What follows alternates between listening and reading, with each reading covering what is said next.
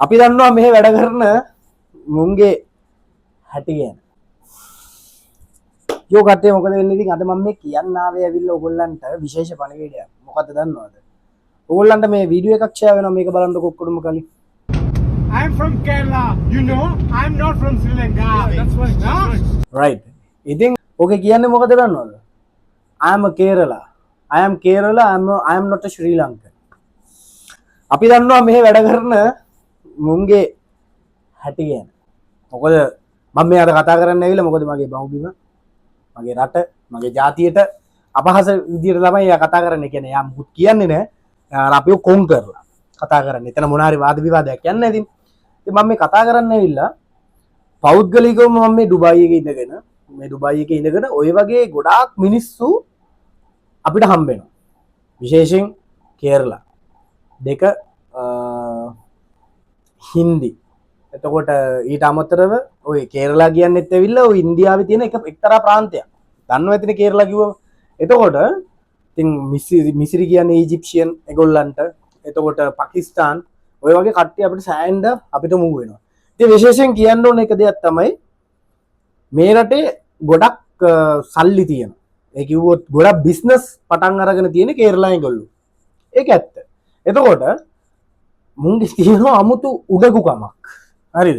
මේගොල්ලෝ මම මේ පෞද්ගලිකව අත්විඳින දෙයක්. මේ රටේ සමාජයේ මොකද මම ඒ වගේ කේරලා කාර්යයක් යටතේ වැඩ කරන චරිතයක් නෙමෙයි. මේක මගේ පෞද්ගලික බිස්නස් මම කරගෙන යන්නේ. එතකොට මම දකින්න දෙයක් තමයි මේගොල්ලන්ගේ තියෙනවා වෙන උඩගුකමක්. එතකොට මේ උන් තරම් එවුන් නැහැ. ඒගොල්ලෝ තරම් එවුන් නැහැ වගේ තමයි ඒගොල්ලෝ ඇසිරෙන්නේ. එතකොට මට පෙන්වන්න බෑ එක්තරා හොඳ මිනිස්සුත් ඉන්නවා. ඒ වගේම හැබැයි ඒගොල්ලන්ගේ සාමාන්‍ය බැලුවොත් ඒගොල්ලන්ගේ රටේ මිනිස්සු ඒ කියන්නේ චෙන්නයි කට්ටිය එතකොට මුම්බයි කට්ටිය ඒගොල්ලෝ පොඩ්ඩක් පහත් කරලා බලනවා.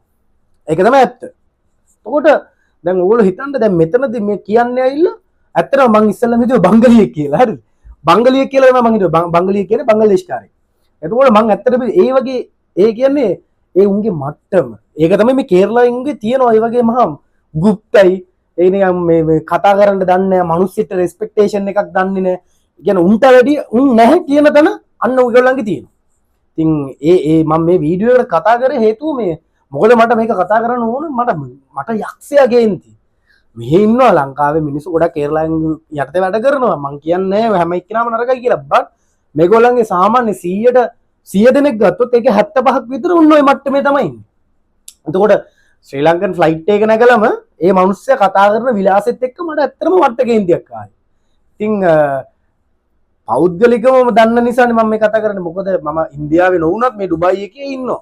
එතකොට ඒගොල්ලන්ගේ තමයි බිස්නස් උත් වැඩි. සාමාන්‍යයෙන් ග්‍රෝසරියක් ගත්තත් ෆැක්ටරි ගත්තත් ගොඩක් කේරලා ඒගොල්ලන්ගේ මෙහෙ සහැයෙන්ද මේ ඩුබායි කිව්වට ඉන්දියාවෙන් හැදිච්ච රටක් වගේ තමයි මේ ඩුබායි එක. සල්ලි පොම්ප කරන්න පුළුවන්. සල්ලි ගොඩක් තියෙනවා. බට් ඉන්දියාවෙන් තමයි ගොඩක් මෙහෙට ඉන්වෙස්ට් කරලා තියෙන්නේ. ඕක තමයි ඇත්ත කතාව.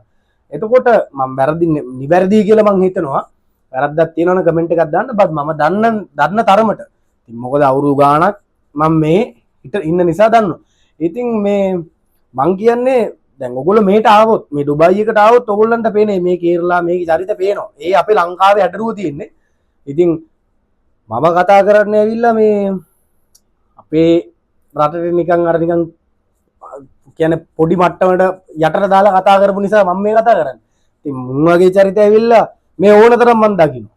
එතකොට මොකුන්ද සල්ලි ඇති ඉංගනීම කියන දේ ඉංගනීම තිබ්බත් වැඩක් නැහැ කිසිම කියන්නේ මෙතනින් හරි පහත්. ඔක තමයි ඇත්ත කතාව. මම දන්නේ නැහැ මේකෙන් මට මොන චෝදනා එල්ල වෙයිද කියලා. මට නම් අදාළත් නැහැ.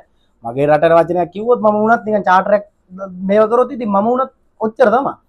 එතකොට ඉතින් මේ මං කියන්නේ මට මේ ඒ වගේ චරිත ඇත්තටම මම නම් ගණන් ගන්න නැහැ. මට ඇත්තටම වැඩක් නැහැ.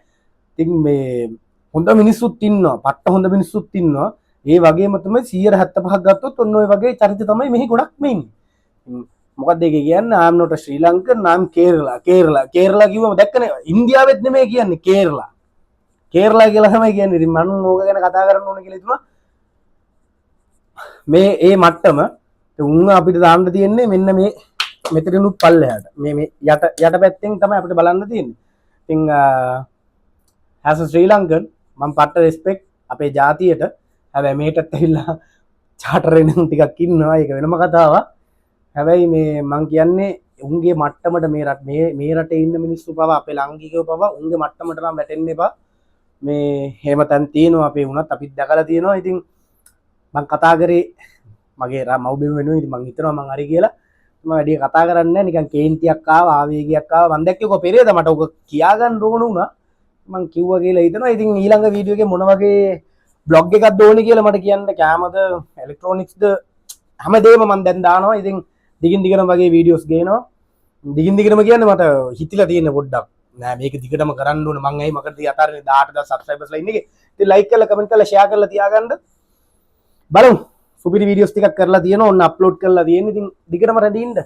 මේ වරෙන් සබ්ස්ක්‍රයිබ් කරලා තියාගන්න නේ. අදට මං ගියා. ජය